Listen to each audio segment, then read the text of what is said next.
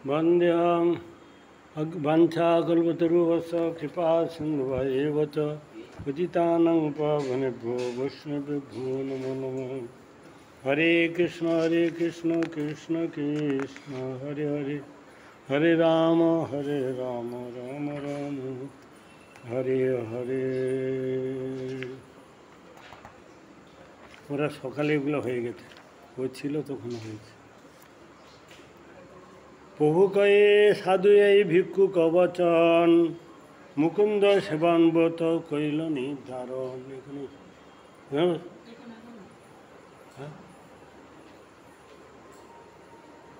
কোথা থেকে আসছে এটা জিনিস? কোথা থেকে আসছে?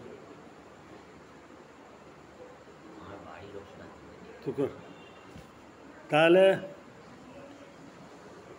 প্রভু কহে সাধুরা ভিক্ষা করবে, ভিক্ষা করে গোবিন্দের সেবা করবে। এইটা হচ্ছে এই জন্য ত্যাগীর বেশ আর দীক্ষা হওয়া না। আজ থেকে তোমার কাজ হলো ভিক্ষা করে ভগবানের সেবা করা। মুকুন্দ সেবন ব্রত কইল নির্ধারণ, আজ থেকে নির্ধারণ হয়ে গেলে তুমি মুকুন্দের সেবা করে ভিক্ষা করো। পরমাত্মা নিষ্ঠার বেশ ধর, এইটা হচ্ছে বেশ হচ্ছে পরমাত্মা নিষ্ঠা, ত্যাগীর বেশ। এই গেরুয়া বেশ মানে ত্যাগীর বেশ। এতে লোকের বৈরাগ্য এসে যায়। এইগুলা দেখলে লোকের কি হয়? বৈরাগ্য এসে যায়। এই জন্য বিয়ের সময় আমাদের যেতে নেই কেন বলে, এইগুলা দেখলে যে বিয়ে করার কথা সে হয়তো বিয়ে করবেই, বৈরাগ্য এসে যায়। এরকম ঘটনা আছে। তো সেই জন্য মুকুন্দের সেবা হয় সংসার তারণ। মুকুন্দের সেবা করলে কি হয়? তার সংসার নাশ হয়, সংসার তারণ, সংসার থেকে উদ্ধার। সে তো ওইখানে বসবে বলে আয়, বসো। কে বসবে? কোথায় বসবে? এখানে বসবে? কোমরে ব্যথা, এখানে বসবে? বসবে আর কি।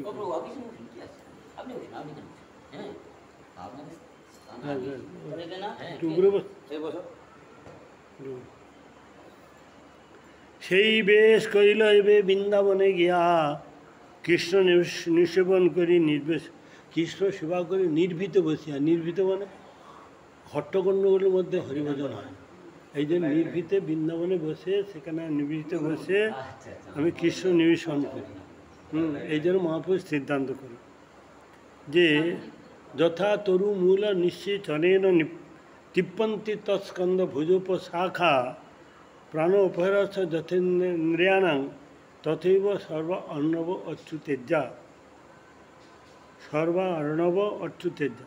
অচ্যুতেজ মানে অচ্যুত মানে ভগবানের যে সেবা, সেটা কী হবে? কৃষ্ণের পূজার দ্বারাই নিখিল দেবদেবাদি পূজা হয়ে থাকে। কৃষ্ণ পূজা করলেই আর আধিকারিক কোনো দেবদেবতা পূজা করা, পিতা মাতা দেবতা লোকপাল দিকপাল যত আছে সবাই সন্তুষ্ট হয়েছে। তস্মিন তুষ্ট জগৎ তুষ্ট।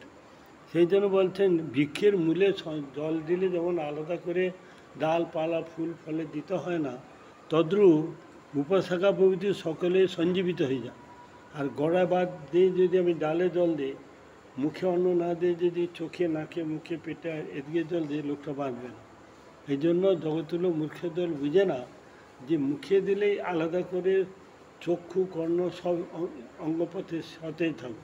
আলাদা করে চক্ষু দেব, মাথায় দেবো, কানে দেবো, হাতে পায়ে দেবো, মুখটা বাদ দিয়ে, তাহলে তার কোনো গাছের জল গড়ায় না জল দিয়ে যাই জল দেবো না কেন, সেটা বৃথা, সে গাছটা বাঁচতে পারে না।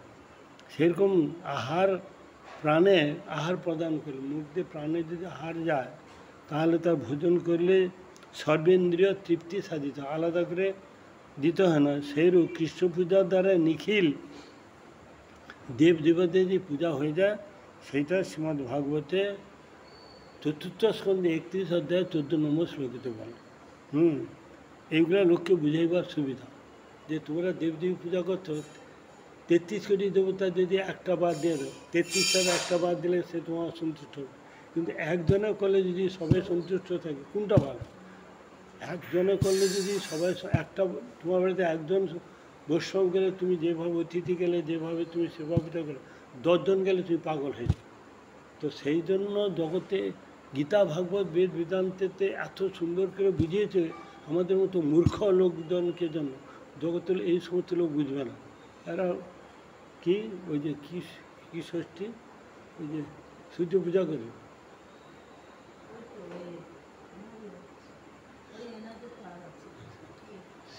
এগুলা হনুমান এগুলা এরা বন্ধ করবেন। হ্যাঁ, ছট পূজা, এরা ছট পূজা করবে, এরা কত কিছু পূজা করবে, কিন্তু কৃষ্ণের প্রতি কটা লোকের মতিগতি আছে। কৃষ্ণ পূজা করলে যে সবাই পূজা হয়ে যায়, এই জাতীয় 10 কোটির মধ্যে 100টা লোক আছে মুসলমান। বিশ্বাস অবশ্য রক্ষিবে কৃষ্ণ বিশ্বাস ও পালন। কৃষ্ণ পূজা করলে যা সবাই সন্তুষ্ট হয়ে যাবে। যদি কালীকে না করে, যদি হনুমানকে না করে, যদি ছোট ঠাকুরে না করে, তাহলে এগুলো করার যে দরকার নেই। এই জন্য সাধু সঙ্গ করতে হবে। সাধু সঙ্গই তোমাকে চোখে আঙুল দিয়ে দেখিয়ে দেবে যে এটা বৃথা করছে, সময় নষ্ট করছে, বেকার হয়ে যাচ্ছে। এই জন্য গীতা ভাগবত কত রকম, সমস্ত গীতা ভাগবত বেদ বেদান্ত উপনিষদ পুরাণ শুধু বলছে কৃষ্ণে ভক্তি করো, কৃষ্ণে ভক্তি করলে সর্বকর্মকৃত হয়। তো আজকে সে গাড়িতে যাচ্ছি, সেখানে এর ছবি আছে। কার ছবি? হনুমানের আর কোন দেবদেবীর ছবি আছে। তা আমি সে লোকটাকে বলতেছি, হ্যাঁ, যে কৃষ্ণের পূজা করলে কি এ রক্ষা করবে না? ও শনি ঠাকুর হোক কি অন্য ঠাকুর হোক, কৃষ্ণ পূজা করলেই কারো পূজা করতে সে সমস্ত আপদ বিপদ রোগ শোক অর্থ সব কিছু দিতে পারে। সে শুধু টাকা পয়সা দেবে না, যদিও বলতেন যে করে আমার রাস্তা আমি তার করে সর্বনাশ, কিন্তু না চাইলেও নামের গুণে ও সফল পাই। সর্বধর্মান পরিত্যক্ত মাম একং শরণং ব্রজ অহং ত্বং সর্বপাপেভ্য মুক্ত মাছ। তোমার সমস্ত পাপের মুখ্য গতি দেবো, আর কি তার বাকি থাকে?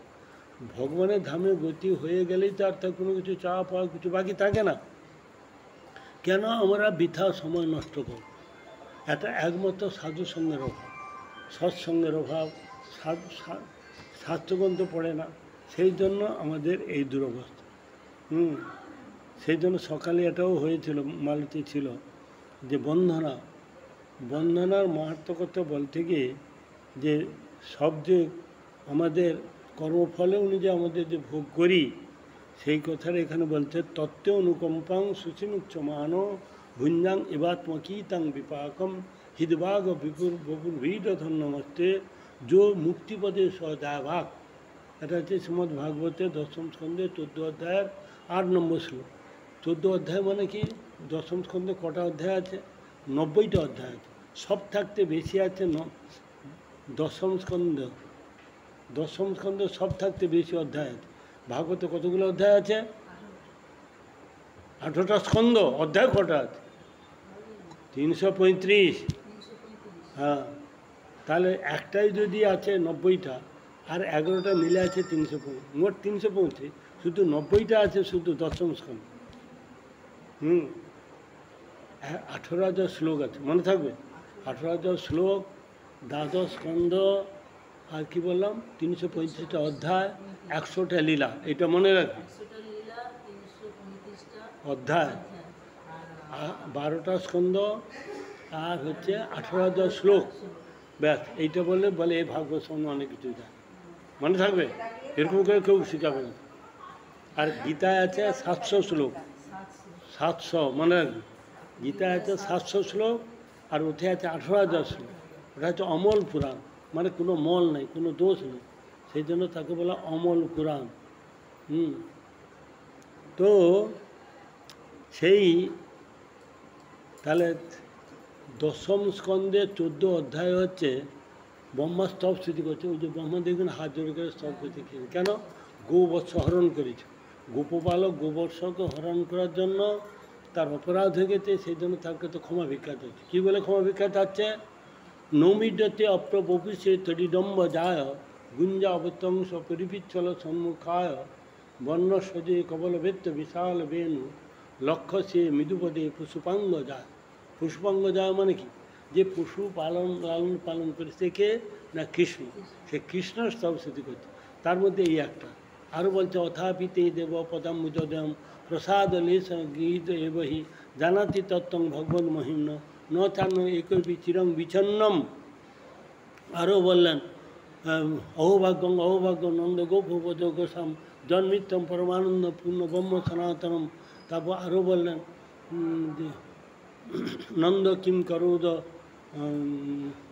নন্দ কিম করো সুদাত মহাভাগা পপু দেশক তনহরা, কত রকম সরস্বতী করছে। জানন্তে এব জানন্ত ন মে, জানন্তে এব জানন্ত ন মে প্রভু, মানে আমার চারটা মাথা বিদ্যা বুদ্ধির দ্বারা আমি তোমাকে জানতে বুঝতে পারলাম। যে জেনে গেছে জানুক। শিব বলছে জানতে পারি না, অনন্তদেব বলছে, অনন্ত মুখে তিনি বর্ণনা করে বলছে তোমার মহিমা আমি জানতে পারলাম। তার সাধারণ মানুষ কী করে তাকে জানবে, বুঝবে? এই জন্য এটা মুখস্থ করবি, 1 লক্ষ টাকা দাম। ঈশ্বরের কৃপালে সহায়তা যাহারে, সেই ঈশ্বর তত্ত্ব জানিবারে পারে বা বুঝিবারে, তার কৃপা ছাড়া তাকে জানা যাবে। গঙ্গা জলে গঙ্গা পূজা করতে হবে, গঙ্গা ভগবানের পাদ ধৌত